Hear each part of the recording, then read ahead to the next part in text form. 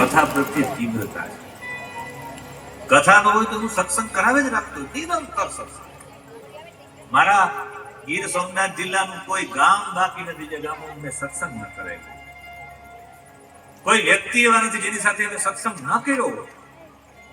તીવ્રતા, સત્સંગની તીવ્રતા, અને એ તીવ્રતા નથી સત્સંગ સ્વાભાવિક રીતે મળે. એટલી તીવ્રતા એની ભગવાન માટે તીવ્રતા જાગે તો ભગવાન ચોક્કસ મળે છે. અને એ ભગવાન મળે ત્યારે ભગવાન મળે એ પેલા શું મળે? ભગવાનને મળતા પેલા ભગવાનનો માર્ગ મળે. તમને સાચો રસ્તો મળે ભગવાનને પ્રાપ્ત કરવાનો.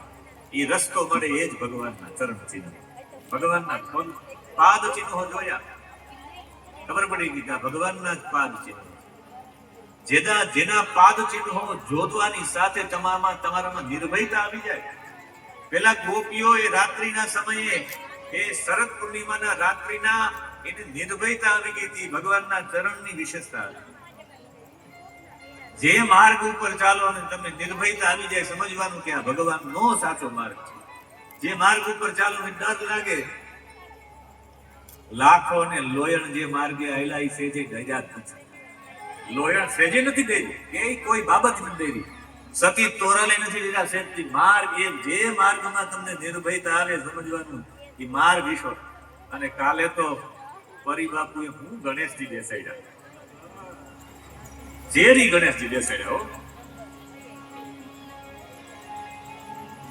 મારે તો મોડું થઈ ગયું, બાકી મારે શૈલેષ મહારાજ ની દેહની જુગલબંધી પણ માનવી હતી. પણ હવે સવારમાં વહેલું જાગવાનું બધું હોય. બાકી એમ કે પુરુષોત્તમ પરીજી ને શૈલેષ મહારાજજીની જુગલબંધીમાં આનંદ છે. બહુ આપણે ગૌરવ સાથે કહેવું પડે કે થોડાક લોકો જેવા વૈધા છે કે જે સંત વાણી માટે જીવે છે. એમાંથી એક પુરુષોત્તમ પરી છે, તમારા વિસ્તારનું ગૌરવ શૈલેષ મહારાજ છે.